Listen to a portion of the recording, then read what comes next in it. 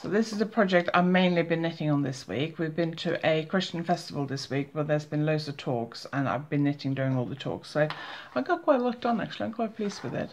But a couple of days ago I discovered that I had dropped a stitch. Now when I discovered it, I was probably about here. So I've gone quite a bit past it. But I didn't have time to, I wanted to actually fix this on videos, so I didn't have time to do that at the time, so I just kept knitting. So I keep a little tin in my bag with loads of sort of various tool type things I would need when I'm out and about, including these little padlock clips. Now this is a metal one. You can also get these plastic ones. I keep a selection of those in this little tool tin. The tool tin I have is from the Sexy Knitter on Etsy.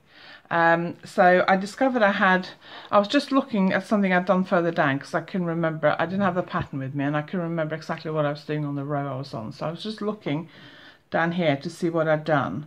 And then I thought, oh, there's a loose stitch. And then I looked a bit further and I thought, oh no, there's a stitch that I have dropped somehow. I don't quite know how that's happened, and it's unravelled a couple of rows. So I quickly grabbed this tool tin out of my bag, got one of these out and hooked that on, because that will stop it from running any further down.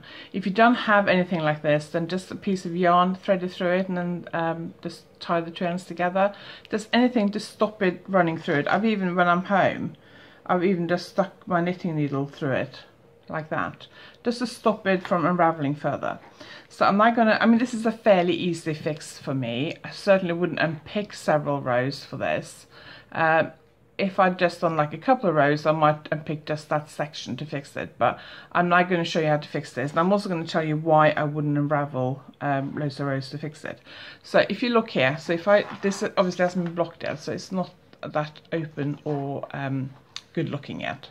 So if you see, I've got this kind of shape here and I've got it here, and that's actually that little sort of upside down V at the top shape, top of the diamond shape. That's a slip-on knit two together past slip stitch over, and I can see when I look at that up close that actually that's 3 stitches, and that actually has got 3 stitches in it.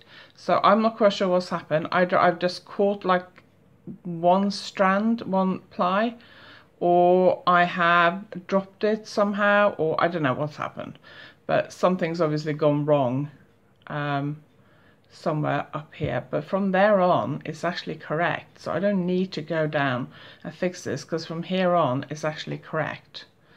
Now I can see that because I know what the pattern's supposed to look like, and I've actually been knitting most of this without referring to my chart at all. And I'll talk about how I do that in a different video. So I know how I can fix that without unpicking it all. So this is what I'm going to do. So you need a sewing needle, a bit of the yarn that they're using for your knitting, which is why if you're knitting with just one ball and you can't pull a strand out from the center, you may want to just wait till you've finished. And then I've also got a crochet hook. Now I got one of these little double-ended crochet hooks, which actually comes in the Sexy Knitter tool tin that I mentioned earlier. So this is what I'm going to do. First thing I'm going to do is to take that stitch marker off. Before I do that, I'm just going to pull the stitch to make it a bit bigger, because then there's less chance of it unraveling further. Now when you do this, don't pull it sideways or like that, because it will then unravel further. So I'm going to just put my, now see if I can show you this. Now you want to make sure the stitch is kind of open, so it's just kind of like an archway, like that, just an archway, and then you can just put your hook straight in. Make sure it's not twisted like that. Can you see that? You want it to be an open arch like that, and then you want to put your hook in so that the hook is actually pointing upwards. Okay, now I'm doing this around with my hands around a tripod, so it is a little bit tricky. So that's the two, so that's the first row I missed, and that's the second row. So I'm going to go up those 2 rows, and this is just like you pick up any drop stitch. So if you put your hook in, so the hook's pointing upwards, then you can just take that next strand and hook it through. Now if you're not a crochet, when you go through the stitch, you can't just pull it straight through the hook facing upwards, because it'll just catch on the stitch. You have to kind of catch that strand in the hook Let's see if I can do this. And then you just turn your hook kind of sideways to kind of ease it through. And then I got one more here, so I'll do that. Oops, hang on. And look how I'm using my finger to find the right place. So I'm just going to hook that one through. So now I'm right up. Now I'm just going to have a quick look, but I can go up one more. Yeah, I think I might actually go up one more. Like that. So I'm right up into that decrease. Now when I look here, I have actually missed a decrease here. It would have been a knit two together, but I'm not going to worry about that at the moment. So that's as far up as I can go. You can see there's no hole above it. So now I'm going to take the hook out. Now if you need to, use one of these again to keep it secure. I'm not going to do that. And then I'm going to get my sewing needle. I use quite a big one because I like this one. And I'm going to go through and I'm going to pull the strand through. Now if you're using like a regular sewing needle that's fairly sort of thin, then you'll have to do this with one strand at a time. But because this has got this really big thing at the end of it, there we go, I can kind of fit I can fit two strands through here easily. This sewing needle is, I think it's from Pony. It comes in a pack of 3 and this is the smallest one. I actually don't like the medium and the large one, they're too big. So I only use the smaller ones and I keep losing them, so I bought quite a few packs over the years. So now my stitch is held here, so now I'm going to work out, so put my finger in there just above the stitch there. I'm going to put this needle through. So if you're doing this with the 2 strands separately, then you'll do 1 strip at a time. So you're basically going to take those 2 ends and put them through to the back, okay, like that. And then I'm going to turn it over. And now I'm going to go back to doing 1 at a time. Now basically all I need to do is weave in those ends to secure that stitch. And obviously when you normally weave in an end, if that end comes undone, usually you fasten it off securely, so there's not much chance of your knitting actually unravelling. Obviously with this there is, because if this comes undone then the stitch will be loose, so it can actually unravel. So you've got to do this fairly carefully.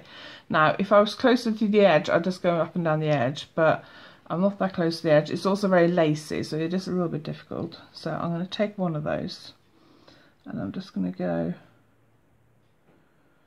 a few stitches like that. Now you don't want to weave it in so much that you end up with a big lump. I'm actually going to try and take it all the way over to the side actually. So like that and like that. And because you're going to be stretching it afterwards, you need to stretch it as you're doing this, so you don't like pull it up and then you can't stretch it later. And then I'm going to go through there and through there and through there. Again, and then I'm right on the edge, so now I can just go, I'm not going to actually go right out to the edge, I'm going to go like 1 stitch in from the edge. I haven't quite decided how I'm going to finish this off, whether I'm going to seam some of it, but I haven't quite decided what I'm going to do with the rest of it. So I don't want to go right on the edge, I'm going like 1 stitch in from the edge. Just down a few stitches, pull it through, then I just pull it back to make sure that it's stretched, so when I block it, it will be stretched, and then I'm just going to go up a few stitches just to finish it off. So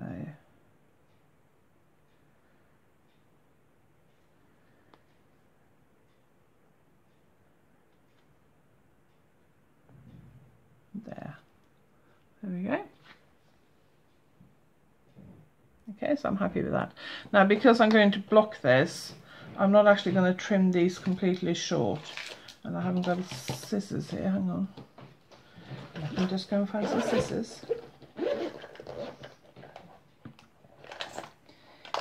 If you follow me on social media, you'll know I got loads of scissors, so why I didn't have one handy I have no idea. I even found a pair that matches my yarn. So I'm going to leave that one quite loose, because that'll remind me that this is where the problem was. So when I block it, I'll keep an eye on it, but also when I stretch it, that might feed through a bit more, so I'll trim it later. So now we're going to deal with the other end. Now normally, if this was just like stocking stitch or something that was fairly solid, I would normally weave the ends in opposite directions. I'd take one that way and one that way, because I really want to take this one out of the edge as well, but I don't want to follow the same path I did with this one. because then you can get a bit bulky. So what I'm going to do is I'm going to go through there to take it down. Hang on, I'm not going to do that. I'm going to go through there and through there. So I'm taking it kind of down a little bit. So I'm not following exactly the same path because I don't want anything like sort of bulky. Now, there are a lot of people who are sort of worried about rules for weaving in ends. The main thing is that it's secure and it doesn't show from the front of your fabric. So, you know, don't get sort of too caught up about it, because it's not, you know, as long as it's secure and it doesn't unravel, that's fine. So I'm now going to, because I went down with the first one, I'm now going to go up with this one. I probably actually the other one, because the other one I went across here. So I probably should have gone up with the other one and down with this one, but never mind, I will go up with this one. Oops, there, there, there, there, there, and there. There we go. And then caught on that one. There we go. So again, I don't want to pull it too tight, so I'll just stretch it to make sure that it's loose enough to block. And then I'm going to go back down again. Now again, if it's stocking stitch or something that's fairly solid and isn't going to stretch, then you can obviously, actually I'm going to go up a couple more, because if I go down now, I'm going to get to, oh no, I can't go down. I don't want to finish right next to a yarn over hole, because that will just encourage the end to kind of pop through that hole. That makes sense? So I don't want to finish like right next to it. I am actually going to end up finishing just above it. Let me just have a look here. See if I can get that. There we go.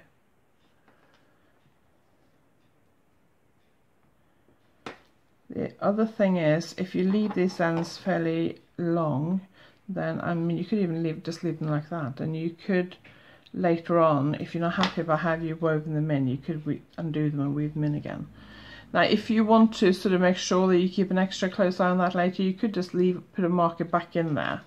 I wouldn't put it back in the stitch, but you could just put it back in that kind of general area, so later on when you block it you can just go and check that that's okay. So let's just have a look and see what that looks like. So where are my ends? Okay, so now can you see where I made my mistake?